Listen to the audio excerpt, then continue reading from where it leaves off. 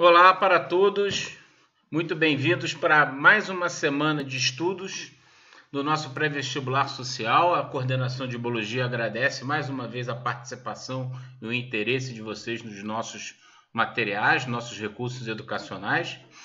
E nesta semana nós vamos iniciar o tema membrana plasmática, as membranas celulares. Esse tema será dividido em duas partes e hoje nós vamos discutir a parte 1, que traz uma demonstração, uma avaliação geral da estrutura da chamada membrana plasmática e das membranas celulares. Assunto este para os alunos do pré-vestibular social, que está no capítulo 15 do módulo 2. É importante a gente relembrar que a estrutura de uma célula eucariótica, vamos pensar na célula eucarionte, que são as células que fazem parte do nosso corpo, é formada por três partes gerais, né? De uma maneira geral, nós podemos dividir uma célula em membrana plasmática, em citoplasma e núcleo. Evidentemente que dentro do citoplasma existe um conjunto de organelas que vão desempenhar uma série de funções importantes. Nós já temos vídeos anteriores discutindo a diferenciação de células procarióticas, células eucarióticas. Discutimos já algumas organelas, como a mitocôndria, cloroplastos. Então, essa discussão de funções das organelas já vem sendo discutida ao longo de vídeos anteriores e, evidentemente, nós acreditamos em contato com os seus mediadores. Então, para a gente pensar na membrana plasmática, vale a pena a gente discutir o seguinte, que a importância da membrana é fazer uma chamada permeabilidade seletiva, é controlar o que entra e o que sai da célula. Isso vai ser discutido muito mais aprofundadamente no vídeo da semana que vem.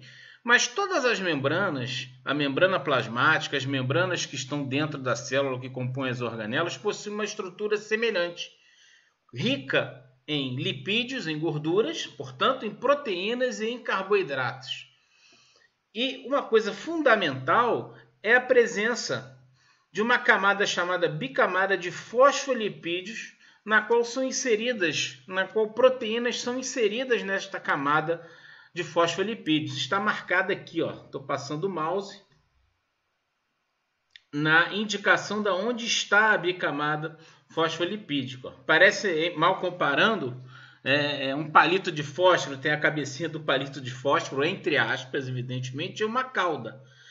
Essa estrutura, essa bicamada fosfolipídica, ela é fundamental porque ela vai estabilizar a estrutura dessa membrana celular, dessa membrana plasmática, e vai deixar esta membrana ela é flexível, torná-la flexível, não é uma estrutura rígida, mal comparando de novo, como se fosse uma parede de uma casa.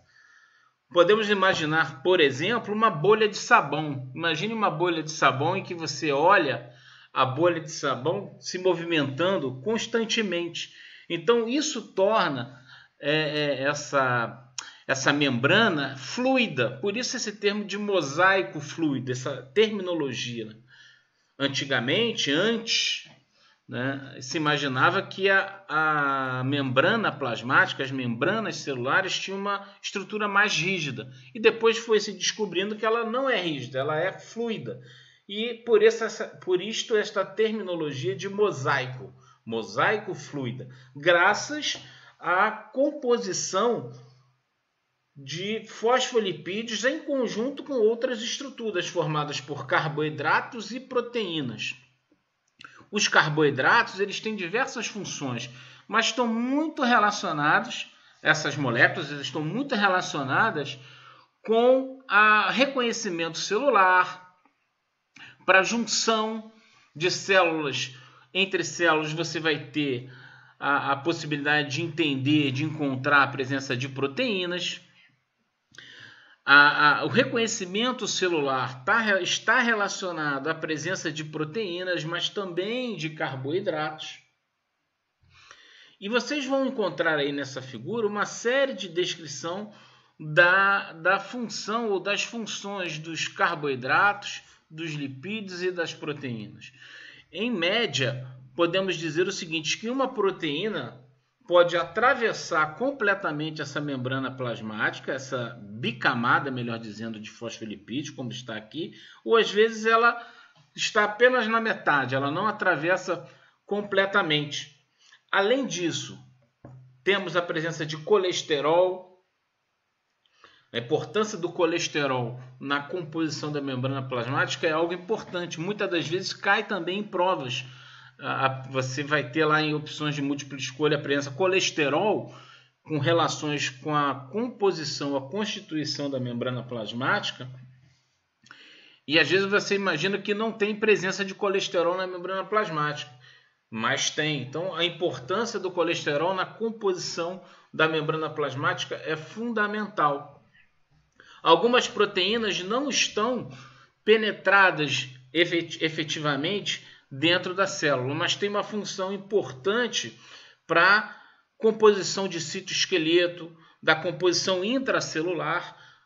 Percebam que essa parte em amarelo aqui é o exterior da célula e a parte em azul é o interior da célula.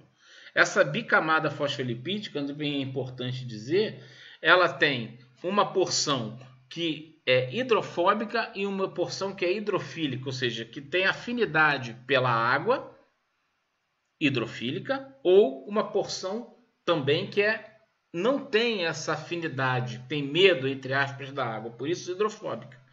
Isso é fundamental nos processos de permeabilidade seletiva, de interação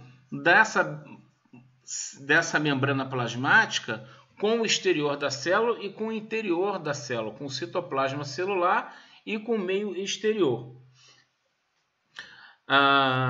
Em geral, nós temos uma presença de 20 a 25 fosfolipídios compondo a membrana e a presença de uma proteína, mas isso é variado. E esses fosfolipídios também vão diferir, melhor dizendo, entre si devido à cadeia de ácidos graxos que compõem esses fosfolipídios. Então, novamente, os carboidratos estão ligados à superfície externa das proteínas, muitas das vezes formando glicoproteínas, ou dos lipídios, formando glicolipídios. Então, glicoproteínas é a associação de carboidratos com proteínas e glicolipídios de glicídios ou carboidratos com lipídios. Algumas proteínas atravessam a membrana, a bicamada, melhor dizendo, de fosfolipídios, atravessam a membrana, fazem parte da membrana, mas atravessam ela completamente. São importantes também para reconhecimento celular, para a formação de canais de transporte ativo, transporte passivo, de entrada e saída de substâncias da célula de forma seletiva. Lembrem-se novamente que a importância da membrana na permeabilidade seletiva.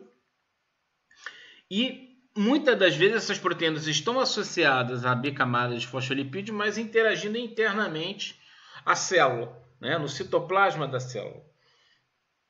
Então, este quadro mostra bem a complexidade da membrana plasmática. Indo para o próximo slide para fortalecer, relembrar o que foi dito, a membrana é constituída principalmente de lipídios.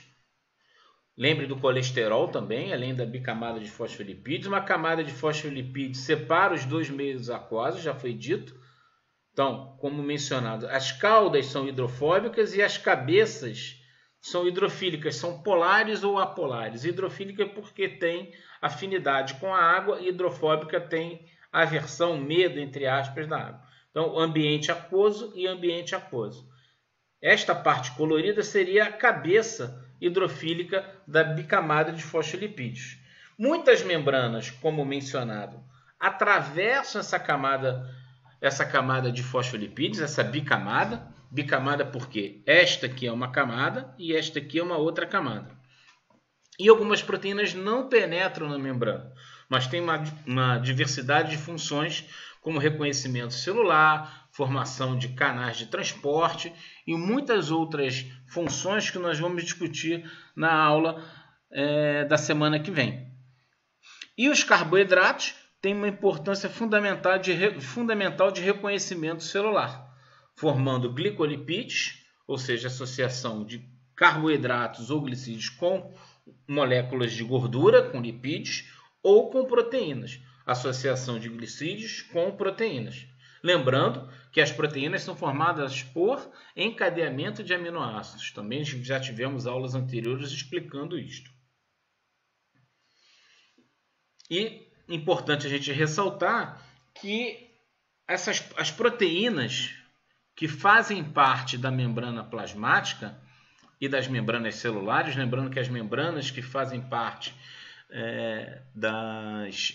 das organelas também têm uma composição semelhante. Pode haver uma variação da concentração de colesterol, da concentração ou dos tipos de cadeias que formam essa camada, das cadeias de ácidos graxos que compõem essa bicamada de fosfolipídios, mas essa membrana ela possui uma estrutura similar tanto da membrana plasmática quanto das membranas que formam as organelas. Com esse conjunto de informações, portanto, a gente pode encerrar o vídeo de hoje. Na próxima semana, nós vamos aprofundar nos processos que estão relacionados com essa chamada permeabilidade seletiva da membrana. Como é que ela consegue controlar o que entra e o que sai da célula? O que demanda gasto de energia, gasto de ATP, ou não demanda gasto de energia, gasto de ATP? Processos como fagocitose, pinocitose, difusão, osmose, transporte ativo, transporte passivo, são alguns temas, alguns assuntos que vão ser discutidos na semana que vem, quando a gente vai aprofundar o detalhamento dos processos de transporte por meio da membrana plasmática.